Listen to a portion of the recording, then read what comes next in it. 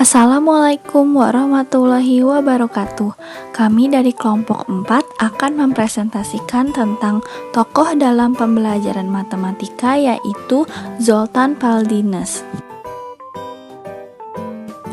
Tugas ini kami buat untuk memenuhi mata kuliah pembelajaran matematika anak usia dini yang diampu oleh Ibu Erifa Syamsiatin, SPD MSI.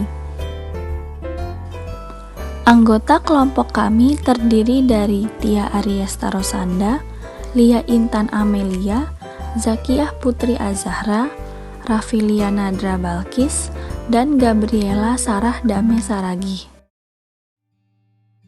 Zoltan Paldines berlatar belakang sebagai seorang matematikawan yang lahir pada tanggal 11 September tahun 1916 di Budapest, Hungaria.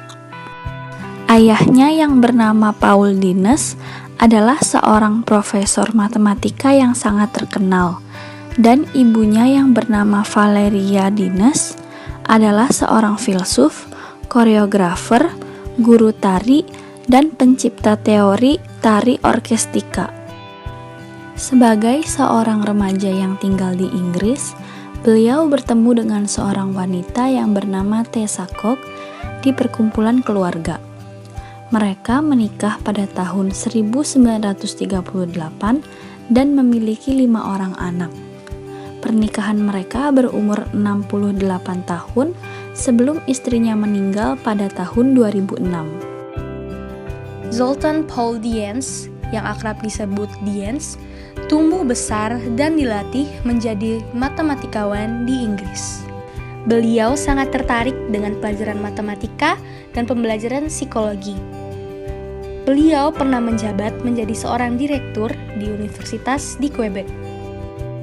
Diens fasih berbahasa Prancis, Italia, Hungaria, Jerman, serta Inggris. Beliau juga mengembangkan kurikulum matematika sekolah dasar untuk beberapa sekolah di Eropa.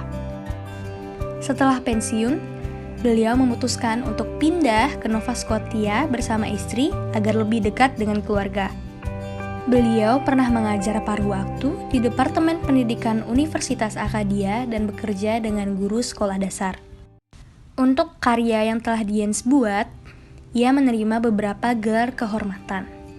Beliau meninggal pada 11 Januari 2014 di Rumah Sakit Regional Valley di Canfield, Nova Scotia akibat serangan jantung. Jancis, putri dari Diens, mengatakan bahwa ayahnya tidak benar-benar mengajarkan matematika, tetapi ayahnya mengajar anak-anak untuk berpikir bebas. Yang artinya, Diens lebih fokus dan perhatian kepada cara dan pola berpikir anak. Diens menerima beberapa gelar kehormatan, di antaranya gelar kehormatan dari Universitas di Prancis, Universitas di Italia, Universitas di Hongaria, Universitas di Inggris, Universitas di Nova Scotia. Landasan teori Zoltan Paldines. Teori ini bertumpu pada teori Piaget dan Brunner, yaitu pengembangannya berorientasi pada anak-anak. Dasar matematika menurut Dines adalah A. Studi tentang struktur, B. Memisahkan hubungan-hubungan antara struktur-struktur, dan C. Mengkategorikan hubungan-hubungan di antara struktur-struktur. Jika dikalimatkan, benda-benda atau objek-objek yang terdapat pada permainan sangat berperan penting jika dimanipulasi dengan baik dalam pengajaran matematika, yang artinya semakin banyak variasi bentuk yang diberikan dalam konsep-konsep tertentu, maka akan semakin jelas konsepnya dipahami oleh anak, karena anak memperoleh hal-hal yang bersifat logis dan matematis dalam konsep yang dipelajarinya. Menurut Dines, pemanfaatan bentuk-bentuk konkret dalam pembelajaran sangat membantu anak dalam memahami konsep-konsep matematika yang bersifat abstrak. Zoltan Dines menggunakan permainan, lagu, cerita, dan tarian untuk menghidupkan matematika. Beliau percaya bahwa kekuatan belajar matematika melalui permainan. Dines percaya bahwa struktur matematika dapat secara efektif diajarkan kepada anak-anak usia dasar melalui penggunaan manipulatif, permainan, dan cerita. Beliau menemukan bahwa manipulatif konkret adalah cara lain untuk secara efektif memperkenalkan konsep matematika yang kompleks. Beliau merancang blok Best-10 atau blok Dines untuk membantu anak-anak mempelajari sistem matematika yang mendasarinya dengan cara yang menarik. Dines merubah pembelajaran matematika yang pada awalnya bersifat abstrak menjadi pembelajaran matematika melalui permainan atau bermain. Yang pertama, tahap bermain bebas. Tahapan ini merupakan tahapan belajar yang konsep aktivitasnya tidak terstruktur dan tidak diarahkan. Anak-anak diberikan kesempatan untuk mengatur benda, eksplorasi, percobaan, dan manipulasi dari berbagai benda konkret dan abstrak dari unsur-unsur yang sedang dipelajari. Contohnya, dengan bermain blok logik, anak mulai mempelajari konsep abstrak mengenai warna, bentuk, ukuran yang merupakan ciri atau sifat benda yang dimanipulasi, seperti pada gambar ilustrasi ini. 2. Permainan menggunakan aturan. Sesuai dengan arahan dari guru, anak harus membentuk kelompok benda-benda yang tebal atau tipis, berwarna merah, segitiga, dan sebagainya. Dengan menggunakan bentuk-bentuk yang beragam, akan semakin jelas konsep yang dipahami siswa, karena dapat memperoleh hal-hal yang bersifat logis dan matematis. Contoh kegiatan ketika anak bermain blok logik. 3. Membandingkan. Anak-anak membandingkan permainan, mengidentifikasi kesamaan dan perbedaan di antara benda-benda. Contoh kegiatan yang dapat dilakukan dengan bermain blok logik. Anak-anak mengidentifikasikan sifat-sifat yang sama dan sifat-sifat berbeda sesuai dengan pengelompokan benda-benda. 4.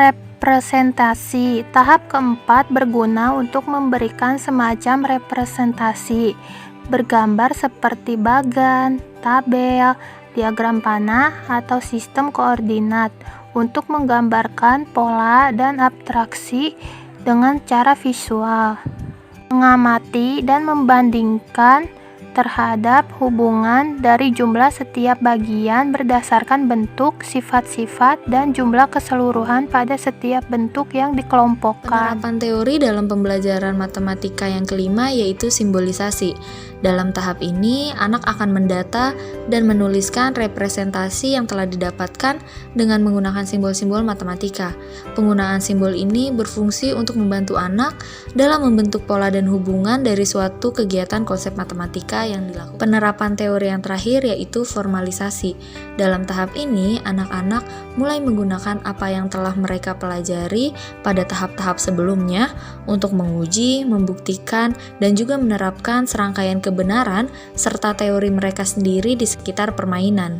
Terdapat 3 alasan mengapa Dienes percaya bahwa game atau permainan bisa menjadi alat pembelajaran yang efektif.